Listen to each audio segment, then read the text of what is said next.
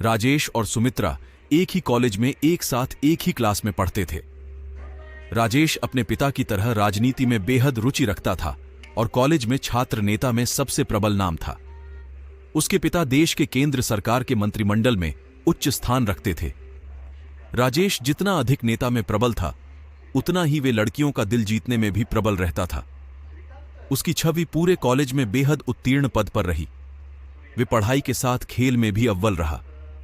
जब भी किसी भी शख्स को कॉलेज में कोई भी मुसीबत से सामना करना पड़ता, उसका हल मात्र राजेश के पास होता। राजेश का दिल नेतागिरी के अलावा किसी अन्य पर भी केंद्रित रहा। उस केंद्र का नाम सुमित्रा था। सुमित्रा बला की खूबसूरत थी। वे अंग्रेजी डिक्शनरी में ब्यूटीफुल शब्द का सबसे प्रमुख व्याख्यान करती थी। शर्मीले स्वभाव की बोली सी सूरत ओढ़े सुमित्रा प्रेम की एक अलग प्रस्तुति पेश करती थी जो बेहद प्यारी थी। सुमित्रा मन ही मन राजेश को चाहती थी, लेकिन वह कह नहीं पाती थी क्योंकि उसे यह डर था कि कहीं राजेश मना न कर दें। क्योंकि राजेश बेहद अमीर घर से ताल्लुकत रखता था, तो वहीं सुमित्रा एक सामान्य परिवार की बेटी थी। एक दिन सुमित्रा कॉलेज से घर की ओर जा रही थी। रास्ते में उसे राजेश मिला। दोनों की नजरें एक दूसरे को देखने लगी, जैसे कई जन्मों की बात कर रहे हों। फिर कुछ मिनटों के बाद दोनों ने एक दूसरे से नजर हटाई और नीचे की ओर झुकाई। राजेश बाइक पर अलग दिशा निकल रहा था, तो वहीं सुमित्रा अलग दिशा। दोनों एक दूसरे से काफी दूर हो गए थे। तभी सुमित्रा को कुछ लोग छेड़ने लगे जो कॉलेज के ही थे। सुमित्रा काफी घबरा गई और वहां से तेज रफ्तार में दौड़ने लगी। राजेश को अचानक से सुमित्रा के पास कोई काम याद आ गया। वह मुड़ा और अपनी बाइक की तेजी से सुमित्रा की तरफ, लेकिन वह अचंभित रह गया जब देखा कि सुमित्रा वहां मौजूद नहीं थी। राजेश को वही लड़के दिखे। राजेश को उन्हें देखकर यह आभास हो गया था कि सुमित्रा के साथ कुछ हरकत कर रहे होंगे जरूर। वह वहीं रुका रहा और उन लड़कों से बात करके उन्हें सभी को भेज दिया। कॉलेज के सब लड़के राजेश से डरते थे, क्योंकि वह किसी के साथ भी अन्याय नहीं सहन कर सकता था। जैसे ही वह गए, राजेश ने सुमित्रा को ढूंढने की कोशिश करी, लेकिन वह काफी देर तक नहीं मिली। परंतु जैसे ही वह वापस जा रहा था, तभी उसको कुछ रोने की आवाज आने लगी। यह आवाज एक गली से आ रही थी। राजेश ने उस गली की तरफ मुड़कर देखा तो सुमित्रा को पाया। सुमित्रा काफी भयभीत थी। राजेश ने उसे अपने बाहों में ले लिया और उसे भरोसा दिलाया कि वह उसे कुछ नहीं होने देगा। समय बीतने लगा और दोनों के प्रेम को अब नए रिश्ते की डोर में बांधने की बातें होने लगी। सुमित्रा और राजेश दोनों का विवाह होना नक्की हुआ। सुमित्रा ने बताया वह अनाथ है, उसका कोई नहीं, वह अकेली रहती है घर पर। इस पर कईयों ने राजेश के घर से आपत्ति दर्ज करी, लेकिन राजेश का सुमित्रा के प्रति प्यार देखकर वह शादी कराने को राजी हो गए। उनकी जोर शोर में शादी संपन्न हुई। दोनों एक दूसरे में बेहद खुश थे। अगस्त इस तारीख का प्लान बनाकर दोनों अपना हनीमून मनाने हिमाचल प्रदेश के शहर कसौली पहुंचे। कसौली के प्रसिद्ध रेस्टोरेंट कसौली पैराडाइज में अपने प्यार भरे क्षण बिताने के लिए वे वहां के मैनेजर से एक कमरा लेते हैं। राजेश ने सुमित्रा से कमरा चुनने को कहा। वह रेस्टोरेंट 5 मंजिला था। सुमित्रा ने सुझाव दिया कि कमरा तीसरे मंजिल पर ही लेंगे। ऐसा उसने इसीलिए कहा था क्योंकि रेस्टोरेंट के तीसरे मंजिल से पहाड़ों का बेहद मनमोहक दृश्य नजर आता था। इसी कारण तीसरी मंजिल के कमरे महंगे भी होते थे और जल्दी फूल भी हो जाते थे।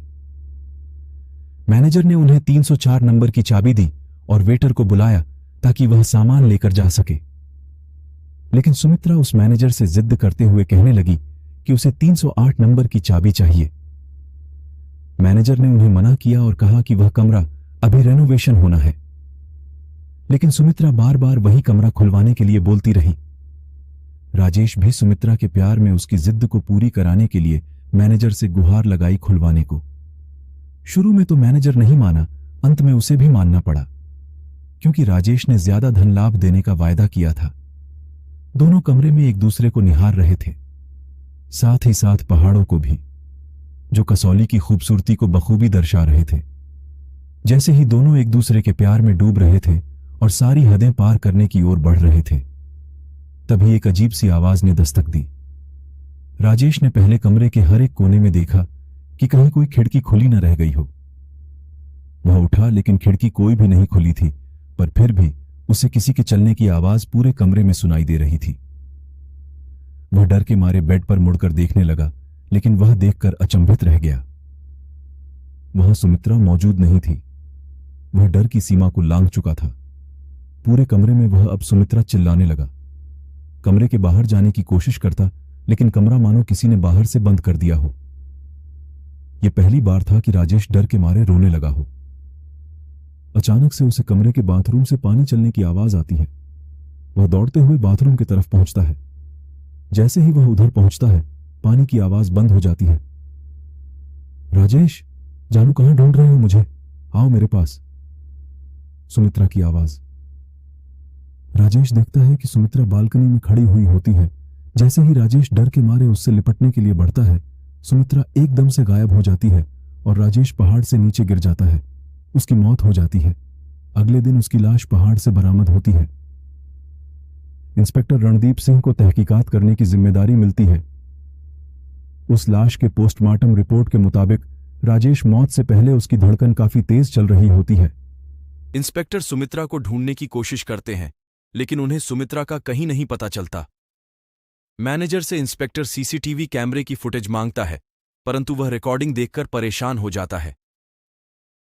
सीसीटीवी कैमरे में सुमित्रा की कोई फोटो नहीं दिख रही होती। इंस्पेक्टर को यह मैनेजर की चाल लगती है। इंस्पेक्टर राजेश के घर पर उसकी मौत की खबर लेकर पहुंचता है। सभी परिवार वाले आहत हो जाते हैं। इसी वक्त राजेश का भाई इंस्पेक्टर से सुमित्रा के बारे में पूछता है। इंस्पेक्टर कहता है कि कमरे में तो हमें कोई नहीं मिला। सब घर वाले कहते हैं कि राजेश और सुमित्रा का हाल ही में विवाह हुआ था। इंस्पेक्टर ने उन्हें सुमित्रा के परिजनों को फोन करने को कहा। इंस्पेक्टर को फिर पता चला कि सुमित्रा का तो कोई है ही नहीं। वह कॉलेज में भी पता करने गया तो पता चला कि कॉलेज में सुमित्रा नाम की कोई लड़की ने कभी एडमिशन ही नहीं लिया था। वह वाकई में एक भूत थी।